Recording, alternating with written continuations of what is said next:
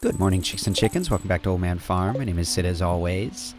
It's Maru's birthday, which should be pretty easy to get to, but first, let's see. Somewhat mildly perturbed. The worst sentence ever. So, we are not going to be going to the skull mine. We're going to go to the regular mine today.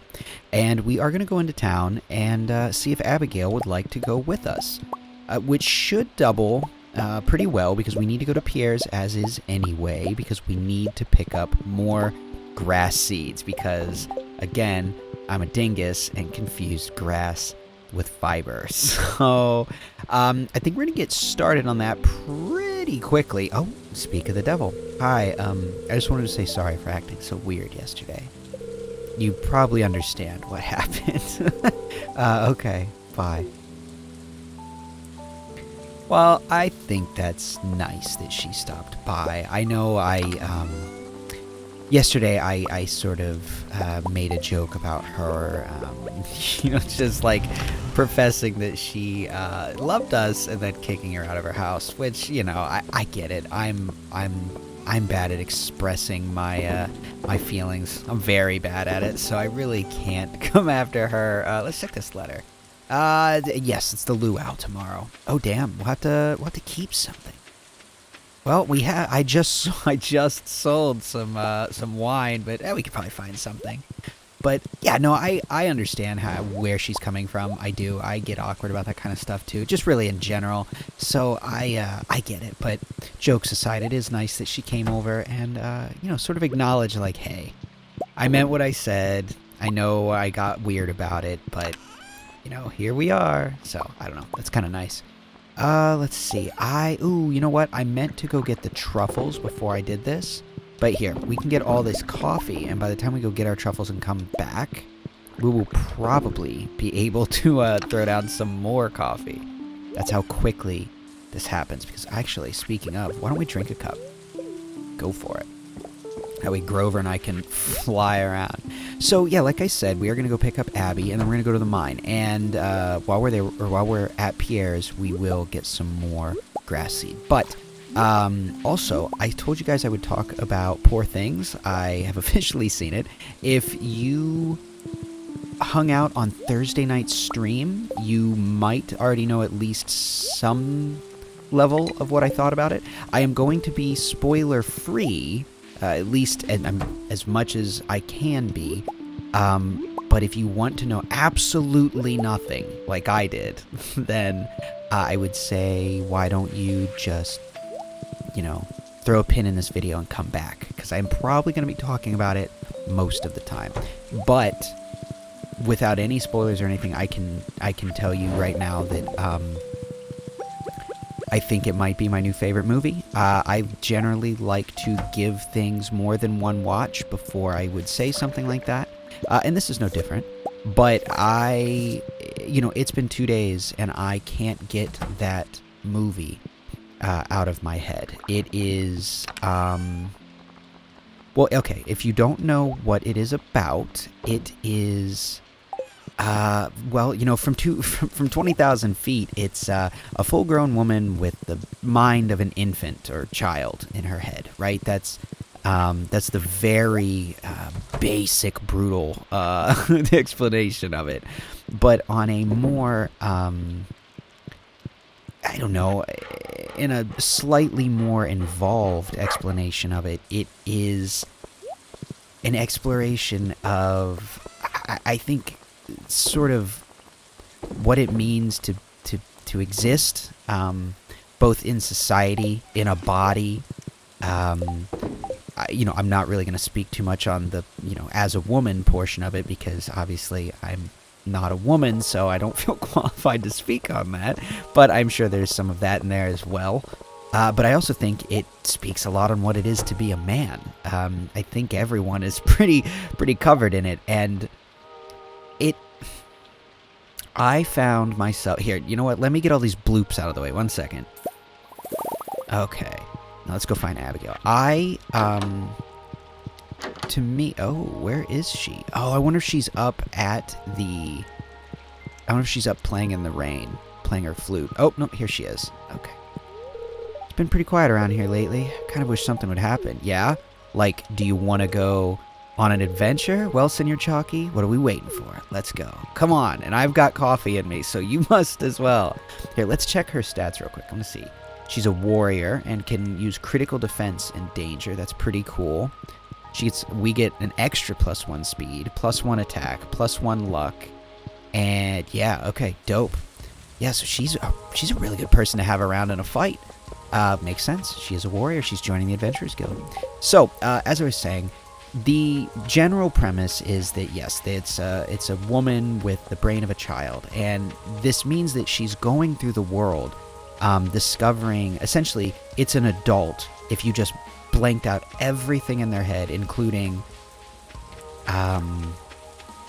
basic etiquette, manners, all the parts of your, what is that, like the front of your brain, like the inhibition parts, all of that is gone because she doesn't, despite being a full-grown woman. Hey, you want a cup of, hey, you can have a cup of coffee. Why not?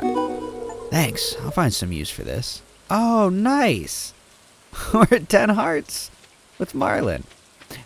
So being in the body of a full-grown woman, she is in the sort of, is 55 okay? Yes. She's sort of in the unique position to engage with the world as an adult without any of the stigma of being told what you have to be and how you have to think and why and how to be polite and to not react to things in an impolite or improper way. She has no sense of propriety. Man, hell yeah, she just goes for it. Abigail just getting in there.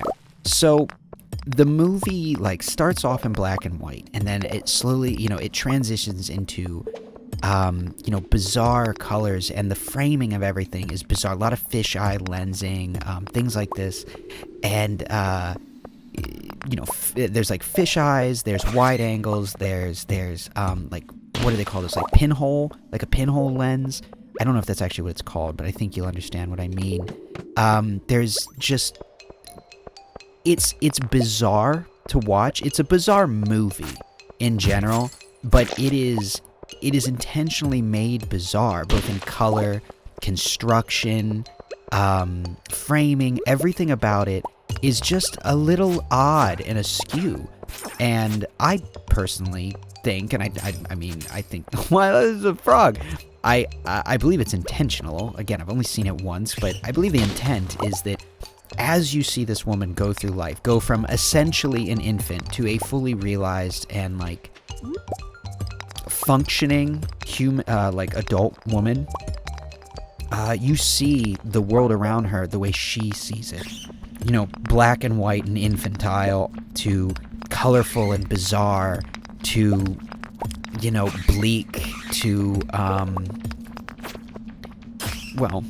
the way it is, quote unquote, when everything starts to actually match up with some semblance of what we would consider reality towards the end. And being that she essentially acts without inhibition, she says whatever's on her mind, whatever that is. She will tell someone well, what you're saying right now is making me very angry and I don't like you very much right now. Or,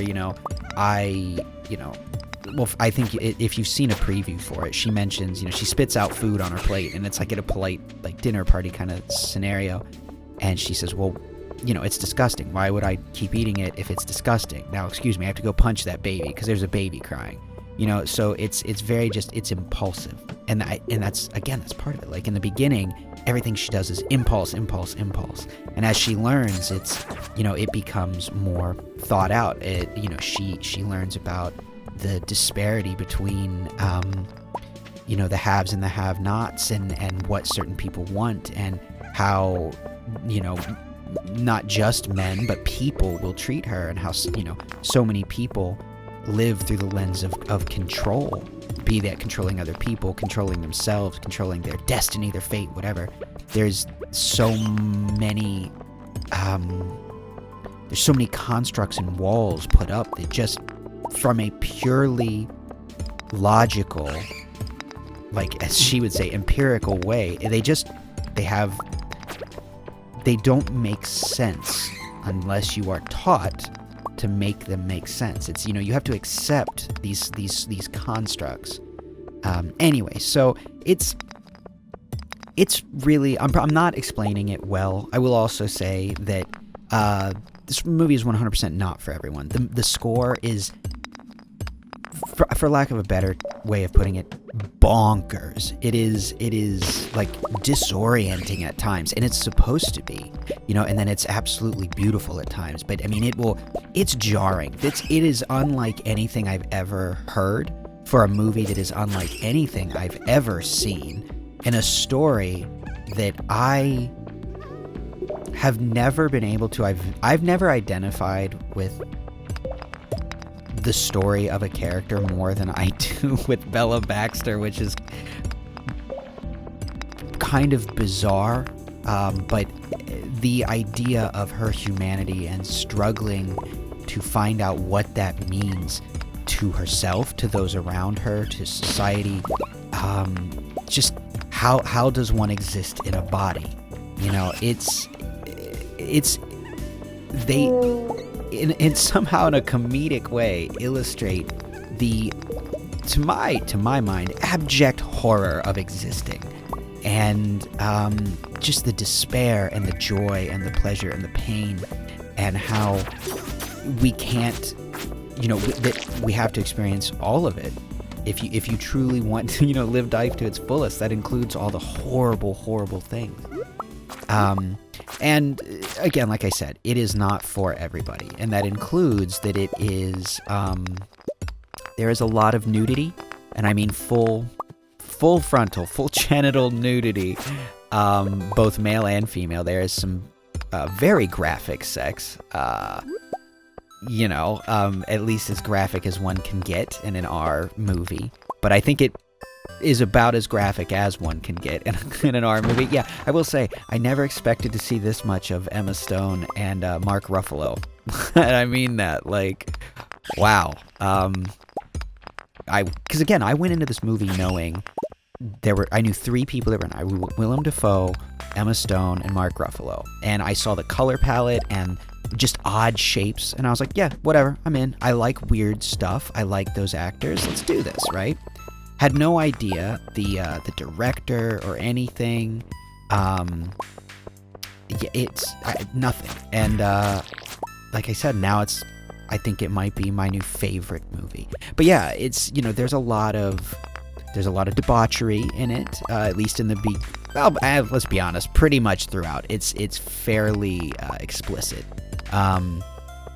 It is also verbally explicit, and one of the main characters, Willem Dafoe, is a surgeon, and so there's some gore in the lens of medical gore, so it's not for everybody, man. I will say that. In fact, my partner was even telling me she watched an interview with some of the cast, and Emma Stone described it as like, it's not for everyone. And oh my God, soot sprites everywhere. Abigail, help me. She is murdering them. She's so much better at this than I am. So much better at this. I want that ghost fish. Good Lord, what a level. I would have been so overwhelmed if it weren't for Abigail being here. So all I can say is, I don't know if any of you take anything. Senor Purple, it's getting late. I'm getting tired. I'm gonna go home now, but I had fun. Let's do it again soon. You got it. I agree. I will go home as well. Yeah, let's leave. But I don't know if any of you ever take any of my movie recommendations to heart. I don't know how much, of cinephiles you are, and I do realize that I have, I can find the good in pretty much anything, but for me, I do, like, if I were to sum up my list of favorite movies, it would probably be pretty short, and it would probably be pretty weird. A lot of, not like auteur bullshit, but it would be, although that is kind of what this movie is, isn't it? But it would be, it's varied, and this movie is unlike anything else on my list because it's unlike anything I've ever seen, like I said. But I can't recommend this movie enough. I I can't. It's so good. It is so good that I'm going to try and go see it again in a theater. And it was a 2.5-hour movie. I'm going to go try and see it again. And if I can see it a third time in a theater, I might just do that. We forgot Maru's birthday! Damn it. But yeah, I am absolutely enraptured by this movie. The colors that just, it's, everything about it is amazing to me. I don't know. It's got me thinking about things. It's not even thinking about things that I've never thought of. In fact, quite the opposite. It somehow was able to clean up thoughts in my head that I didn't know how to put to words. You know, I saw in that movie parts of myself that I never knew how to explain. It's I don't know. I've never experienced something like that. You know, I've experienced good movies, obviously. You know what I mean? Like, I mean, hell, even at a basic level, like, you know, like I went and saw the Lord of the Rings movies in theater. You know what I mean? But this is different. This is something else entirely. It's I